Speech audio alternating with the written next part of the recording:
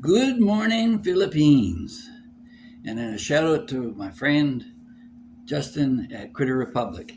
I'm wearing the shirt.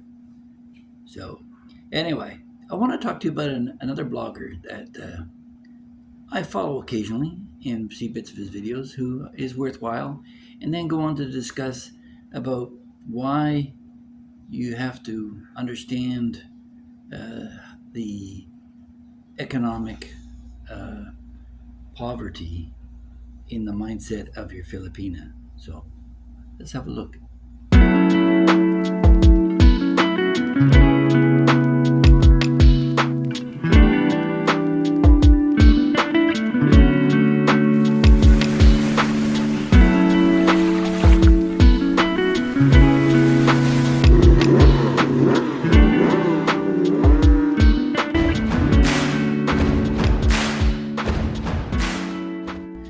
I just want to give a shout out to Alex at Asia Now. Um, he's a relatively new YouTuber, but the man's heart is in the right place. And he does do videos where he uh, tries to help out the foreigner who's stuck here in the Philippines and expose some of the pitfalls of the Philippines in terms of the hard hitting truth of the legal implications. And he does follow the arrests of foreigners and the difficulties that they undergo. So check him out. It's called Asia Now, and he just posted a video about 100 foreigners being arrested in the Philippines, um, principally from China and um, Taiwan and Myanmar. So have a look at that.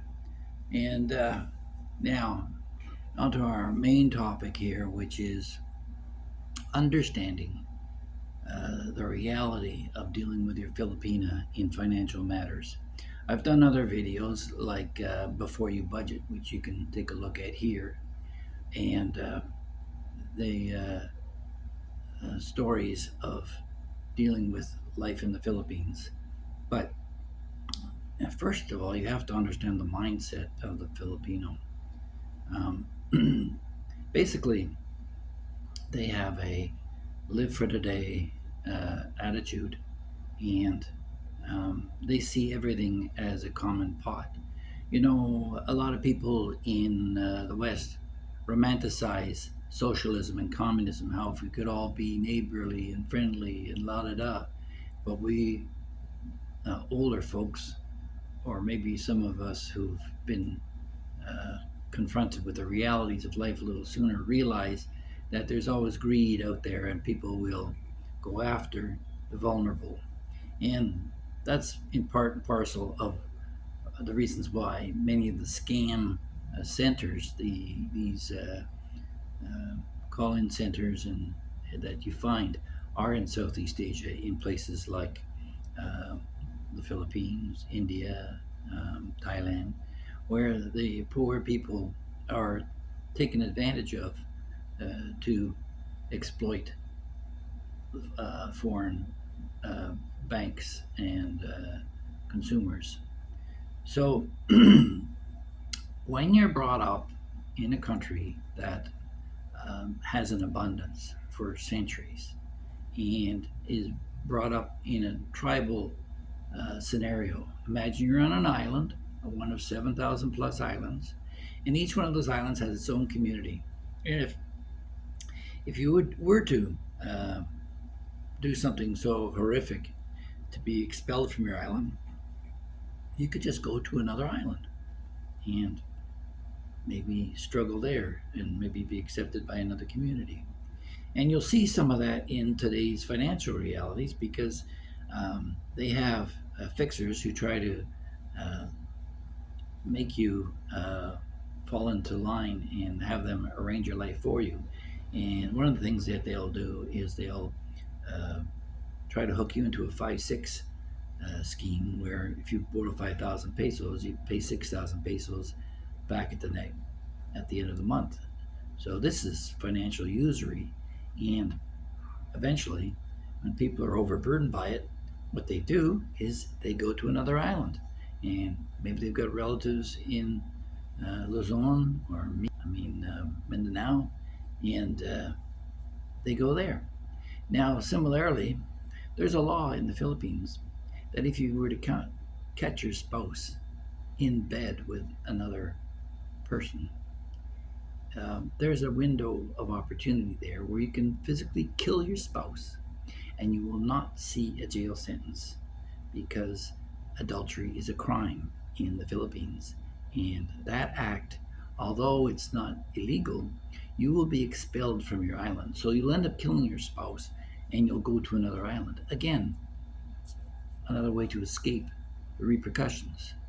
So if you can run away from killing your spouse, if you can run away from your debt, what do you think the mindset is in your Filipina when she comes across a bunch of money and you, as a foreigner, our source of money, um, she has a difficulty connecting one with the other, and she's torn between family and her own desires and trying to do right by you. Now, being that you're the guest here, you're at a disadvantage, and they may not appreciate the fact that you've left your Western country to come here and start a new life.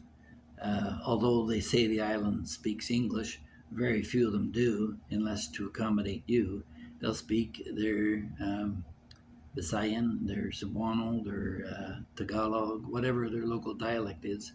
And you'll be sitting in a room full of Filipinos, and they'll all be having a great time laughing, doing karaoke, all the rest of it. Maybe pass the microphone to you to sing some Western song like My Way or We Are the World or something like that. But when push comes to shove, they'll be back to laughing and joking amongst themselves, and you're going to be on the outside.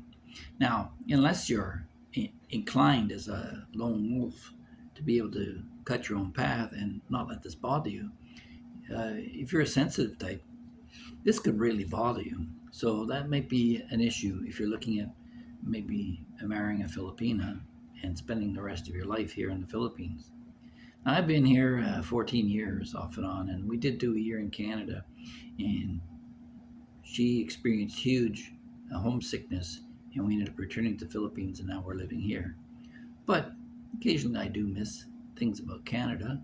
Um, Cooler weather's nice sometimes, but I wouldn't trade that for the ice and snow. So, um, back on track here, your Filipina has never had a bank account. Everything she's dealt with has been in cash. Cash is king here in the Philippines. People, they deal in huge quantities of cash or debt. And a lot of the folks who deal in goods, be it cars, property, equipment, any of the modern conveniences, they will allow you to buy things on installments with the understanding in their minds that you're never going to pay it off. You can't afford it, but they'll lend it to you anyway because they'll chase you down. They'll take your vehicle away. They'll take your property away. They'll cancel the contract that you had to pay off the land on payments. That's all part of it. They're counting on you going defunct. The locals here, the financial lenders, they understand the nature of the Filipina, that when they have money, it's not something they know how to control. I saw a recent blogger who complained about a contractor who took a payment of several 100,000 pesos for his project, and it didn't get started because he'd used that money on another project that he had somewhere else. Money is always fluid and moving around, and as soon as it gets in their hands, they have no accountability. And the real paradox in all this is that one of the centers of accounting in the world is Manila. A lot of Filipinos are in the accounting industry in Luzon, so that's one I fail to understand. But for the provincial girl that you want for all her virtuous traits, there are other traits that will becoming a handicap as you spend more time here with her, and you'll find out that she just cannot control herself. There'll be packages delivered through Lazada or Amazon or some service to your door, and you'll end up having to pay for it. And that you got to get a rein on that. So, in dealing with cash, it does give you some leverage because if you can hold on to your cash, um, maybe open up a Philippine bank account and keep some reserve there for emergencies, but uh, you're only going to be allowed to uh, have half a million pesos insured. It's about $10,000 US. So um, the rest of it is all at risk. So consider that, and for God's sake, keep some of your capital and equity back in your home country so that you have something to fall back on should your whole relationship collapse, or you find out that someone in the family is coming after you for your money. Um, and the final thing I'd like to close with is life insurance. There's no way as a foreigner I would get life insurance on myself. I would get life insurance on her if need be, because at the end of the day, she may be the most virtuous woman in the whole family, but there's the rest of the family. She may not poison your soup, but her sister or her brother in law might. So you want to be able to protect yourself from that as being a target because they'll see it, life insurance, as something they can go after while you're gone and out of the way, and you can't guard your Filipina from the assaults that family members will uh, take to prey upon her. So this requires a conservative mindset that you want to be able to control the finances of your family so that you can protect them from abuse and misuse. So you can be there if there's a medical emergency or something that's of a serious nature where you could help out if you have the reserves to do so. Recently, I've been getting feedback from some of my loyal subscribers that their comments are being deleted from the comments section.